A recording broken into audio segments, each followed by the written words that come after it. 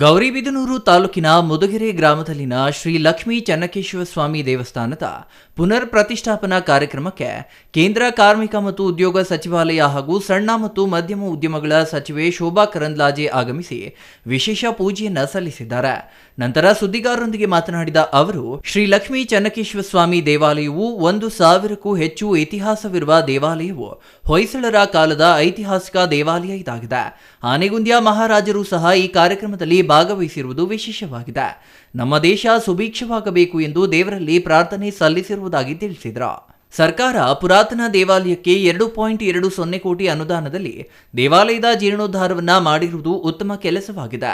ದೇವಾಲಯದ ಅಭಿವೃದ್ಧಿಯಿಂದ ದೇಶ ಸುಭಿಕ್ಷವಾಗಲು ಸಾಧ್ಯವಾಗುತ್ತದೆ ಎಂದರು. ಇನ್ನು ರಾಜ್ಯದ ಶ್ರೀಮಂತ ದೇವಾಲಯಗಳಾದ ನಂಜನಗೂಡಿನ ಶ್ರೀಕಂಠೇಶ್ವರ, ಕುಕ್ಕೆ ಸುಬ್ರಹ್ಮಣ್ಯ ಹೀಗೆ ಹಲವಾರು ದೇವಾಲಯಗಳ ಆದಾಯವನ್ನ ಹಳ್ಳಿಗಳಲ್ಲಿರುವ ಪುರಾತನ ದೇವಾಲಯಗಳಿಗೆ ಸರ್ಕಾರ ಯೋಜನೆಗಳನ್ನು ರೂಪಿಸುವ ಮೂಲಕ ಅನುದಾನ ಬಿಡುಗಡೆ ಮಾಡಿ ಜೀರ್ಣೋದ್ಧಾರ ಮಾಡಬೇಕಿದೆ ಎಂದರು. ಬಹಳ ಖುಷಿ ಅಂದ್ರೆ ಗೌರಿಬಿದನೂರಿನ ಜನ ಈ ಭಾಗ ನಮ್ಮೆಲ್ಲರಿಗೆ ಗೊತ್ತಿದೆ. ಇದು ಒಂದು ರೀತಿಯಲ್ಲಿ ಮಳೆ ಇಲ್ಲದಂತ, ಹೆಚ್ಚು ನೀರು ಇಲ್ಲದಂತ, ನೀರಾವರಿ ಇಲ್ಲದಂತ ಜಮೀನು ಇರುವಂತ ರೈತರು ಬಹಳ ಶ್ರದ್ಧೆಯಿಂದ ಸರ್ಕಾರನೇ ಸಹಾಯ ಮಾಡಿ ಎಲ್ಲರೂ ಸೇರಿ ಅತ್ಯಂತ ಶ್ರದ್ಧೆಯಿಂದ ಇವತ್ತು ಈ ದೇವಸ್ಥಾನವನ್ನ ಪುನರ್ಜೀವನ ಮಾಡಿದ್ದಾರೆ, ಜೀರ್ಣೋದ್ಧಾರ ಮಾಡಿದ್ದಾರೆ. ಅದಕ್ಕೆ ಅವರೆಲ್ಲರಿಗೂ ಕೂಡ ನಾನು ಅಭಿನಂದನೆಯನ್ನು ಸಲ್ಲಿಸ್ತೀನಿ. ತುಂಬಾ ಖುಷಿಯಾಗಿದೆ ಈ ಊರಿಗೆ ಬಂದು, ತುಂಬಾ ಪ್ರಶಾಂತ ಅಂತ ಅನಿಸುತ್ತೆ. ಈ ಹಿಂದೆ BS ಯಡಿಯೂರಪ್ಪನವರು ಮುಖ್ಯಮಂತ್ರಿಗಳಾಗಿದ್ದಾಗ ಮಠ ಮಂದಿರಗಳಿಗೆ ಹೆಚ್ಚಿನ ಅನುದಾನವನ್ನ ನೀಡುವ ಮೂಲಕ ಅಭಿವೃದ್ಧಿಗೆ ನಾಂದಿ ಹಾಡಿದ್ರ. ಇನ್ನು ಅದೇ ರೀತಿ ಸರ್ಕಾರ ಅನುದಾನವನ್ನ ನೀಡಬೇಕು ಎಂದ್ರ.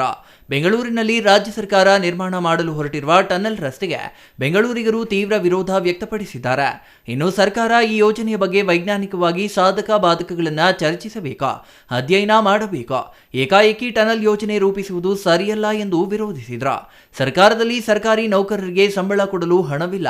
ಅಂಗನವಾಡಿ, ಆಶಾ ಕಾರ್ಯಕರ್ತೆಯರು, ಸ್ಮಶಾನದಲ್ಲಿ ಕೆಲಸ ಮಾಡುವವರು ಸಂಬಳವಿಲ್ಲದೆ ಸರ್ಕಾರದ ವಿರುದ್ಧ ಪ್ರತಿಭಟನೆ ನಡೆಸುವ ಪರಿಸ್ಥಿತಿ ನಿರ್ಮಾಣವಾಗಿದೆ. ಗ್ಯಾರಂಟಿ ಯೋಜನೆಗಳಿಗೆ ಸರ್ಕಾರದ ಬೊಕ್ಕಸ ಖಾಲಿಯಾಗಿದೆ ಎಂದರು. ರಾಜ್ಯ ಸರ್ಕಾರ ಬೆಂಗಳೂರು ರಸ್ತೆಗಳಲ್ಲಿನ ಗುಂಡಿಗಳನ್ನು ಮುಚ್ಚಲಾಗದೆ ಇಲ್ಲಸಲ್ಲದ ಹೇಳಿಕೆಗಳನ್ನು ಕೊಡುತ್ತಿದ್ದಾರೆ. ರಾಜ್ಯದಲ್ಲಿ ಸಮೃದ್ಧವಾಗಿ ಮಳೆಯಾಗಿ ರೈತರ ಬಗ್ಗೆ ಚಿಂತನೆ ನಡೆಸಲಿ, ರಾಜ್ಯದ ಅಭಿವೃದ್ಧಿಯ ಬಗ್ಗೆ ಚರ್ಚೆ ನಡೆಸಲಿ ಎಂದರು. ದೇವಾಲಯದ ಆವರಣದಲ್ಲಿ ಸಮಾಜ ಸೇವಕ ಡಾಕ್ಟರ್ ಕೆ ಕೆಂಪರಾಜು ಅವರಿಂದ ಭಕ್ತಾದಿಗಳಿಗೆ ಅನ್ನ ಸಂತರ್ಪಣೆಯನ್ನ ಹಮ್ಮಿಕೊಳ್ಳಲಾಗಿತ್ತು. ಇನ್ನು ದೇವತಾ ಕಾರ್ಯದಲ್ಲಿ ಆನೆಗುಂದಿ ಸಂಸ್ಥಾನದ ಶ್ರೀ ಕೃಷ್ಣದೇವರಾಯ ವಂಶಸ್ಥರಾದ ಕೃಷ್ಣದೇವರಾಯರು, KS ಅಧಿಕಾರಿ ಬಿ ವರಪ್ರಸಾದ ರೆಡ್ಡಿ, ಜಿಲ್ಲಾ ಉಪವಿಭಾಗಾಧಿಕಾರಿ doctor N Bhaskar, tahsildar KM Aravind, EO GK Honnaiah, N Kumar, ಜಿಲ್ಲಾ ಪಂಚಾಯಿತಿ ಮಾಜಿ ಅಧ್ಯಕ್ಷ HV ಮಂಜುನಾಥ್, ಸಮಾಜ ಸೇವಕ ಡಾಕ್ಟರ್ ಕೆ ಕೆಂಪರಾಜು, ಮುಖಂಡರಾದ ಮುದುಗೆರೆ ಆನಂದ್, ಹರೀಶ್, ಶ್ರೀಧರ್ ಮತ್ತು ಗ್ರಾಮಸ್ಥರು ಭಾಗವಹಿಸಿದ್ರ.